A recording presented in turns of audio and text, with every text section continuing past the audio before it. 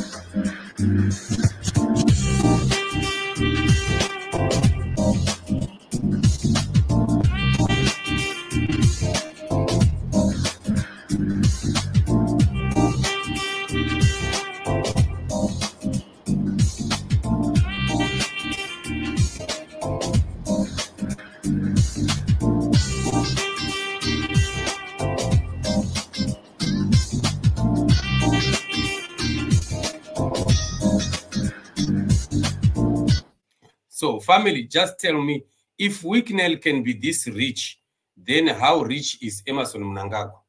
How rich then is Mnangagwa if Wicknell on his own can own such amounts of properties? And remember, Wicknell is just divorced and the wife has gone away. I think they had 1 kid or 2. And just imagine that, who does he stay in that house with? Just one individual who has all that space and all those cars. I wonder how many cars he can drive at one go. Just look at the selfishness that we are speaking about. Why we are saying selfishness, we are not worried about people getting rich. No, that's not the point. The issue is the money that Wicknell Chivhayo is getting is through the thuggery, the thievery, the siphoning of Zimbabwe's wealth that is happening through the gold mafia and all his dirty deals that he's doing with ZANU-PF and Emmerson Mnangagwa. This is why we are complaining about it. There is nothing wrong with somebody who would work on his own and own such property. Well, if it is hard work, then it's fine. But if it is not, you remember what Eddie Cross said at the interview with Dara. Eddie Cross says Wicknell Chivhayo is not a businessman at all. He is just a thief. That's what Eddie Cross said. A friend of, a biographer of Mnangagwa, a friend of Mnangagwa, would call Wicknell Chivhayo a thief. So just imagine what we are going through as a country when one person can have all that wealth. Is this really what Zimbabwe is supposed to be? Is this really why people are getting into political offices and power? So that they can abuse the state coffers and state wealth at the expense of other people. So this is why we say Zimbabwe needs freedom. Zimbabwe is not free.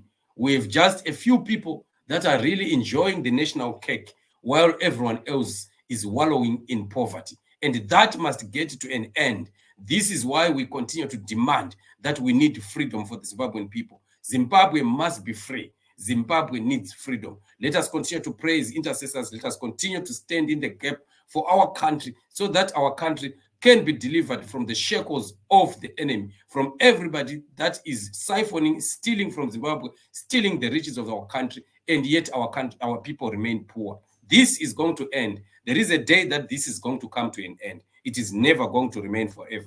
Let us continue standing. Let us continue demanding for our freedom. Let's demand that ZANU-PF must fall and a government of the people, by the people, for the people will come in Zimbabwe. This is our dream, and it is going to happen. A new great Zimbabwe is coming that is going to cater for everyone. Family, I just wanted to give you an update about what is happening. Thank you so much for joining me on the show. Do not forget, but always, to subscribe.